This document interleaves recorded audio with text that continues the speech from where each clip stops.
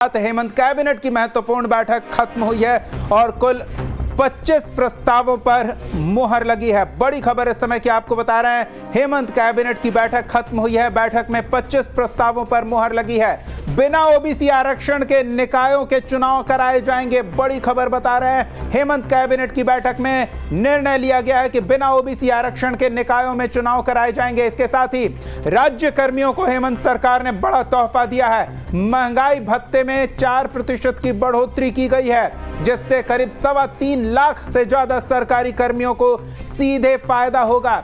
वहीं वाहन खरीदने पर ब्याज पर सब्सिडी देगी सरकार। मुख्यमंत्री ग्राम गाड़ी योजना के प्रस्ताव को भी स्वीकृति दी गई है। बड़ी खबर इस समय की आपको बता रहे हैं।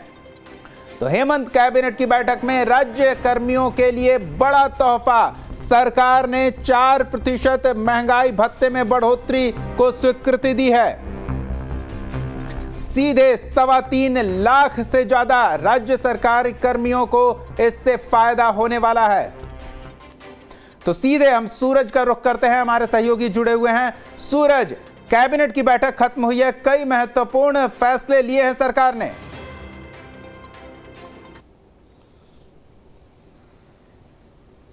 बिल्कुल निश्चित तौर पर दीपक, आज कैबिनेट की बैठक में 19 प्रस्तावों पर सरकार ने अपनी मुहर लगाई है।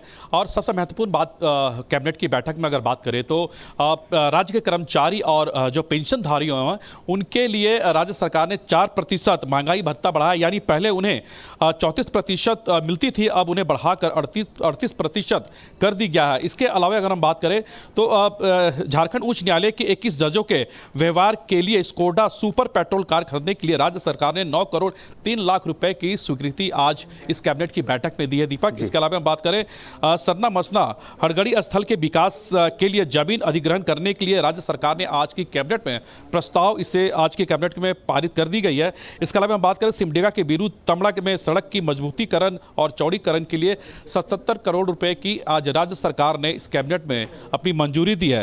तो आज इसमें अगर महत्वपूर्ण प्रस्तावों की अगर बात करें तो इसमें सबसे बड़ी बात है कि आज की कैबिनेट की बैठक में मुख्यमंत्री ग्राम सड़क योजना के तहत आज भी कई उनके जो विभाग है उसमें भी राज्य सरकार ने अपनी स्वीकृति दी है। तो ये कह सकते हैं कि आज की कैबिनेट की बैठक में राज्य सरकार इस तरह से कई प्रस्तावों पर अपनी स्वीकृति दी है। और खासकर जो विकास एजेंडे को लेकर लगातार सरकार बैक टू बैक जो कैबिनेट की बैठक कर रही थी, और आज की भी कैबिनेट की बैठक में राज्य सरकार ने जो महंगाई भत्ता है उसे 4% बढ़ाया है, जिससे राज्य के 3.25 लाख लोगों को इसका फायदा मिलने वाला है। दीपक, बिल्कुल, बिना आरक्षण के निकायों में चुनाव कराए जाएंगे, यह भी एक बड़ा निर्णय लिया गया है।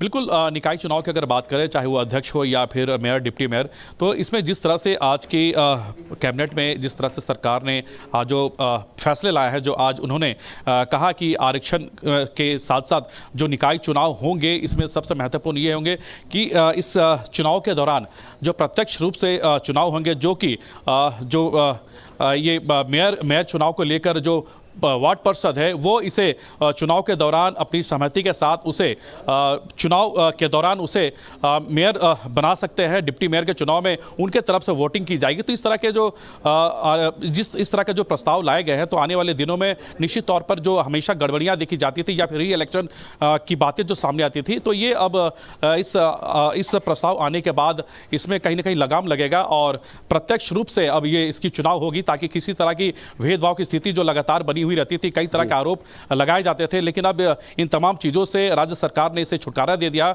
और इस प्रस्ताव पर भी सरकार ने अपनी मुहर लगाई। तो जाहिर तौर पर आने वाले दिनों में इसका जो लाभ है बहुत मिलने वाला है। और खासकर ये जो चुनाव भी होंगे बिल्कुल साफ सुथरी चुनाव के तरह ये भी होंगे, ताकि किसी तरह का विवाद या फिर आरोप या फिर प्रत्यारोप का दौर उस समय नहीं देखा जाएगा। दीपक, बिल्कुल, एक और महत्वपूर्ण प्रस्ताव जो इस कैबिनेट की बैठक ने पास किया है वो है मुख्यमंत्री ग्राम गाड़ी योजना और वाहनों की खरीद पर उस पे जो ब्याज है, ब्याज पर सब्सिडी। तो ये किस तरह से लोग लाभान्वित होंगे, इसके बारे में क्या विस्तार से बताया गया है, क्या खास है इसमें?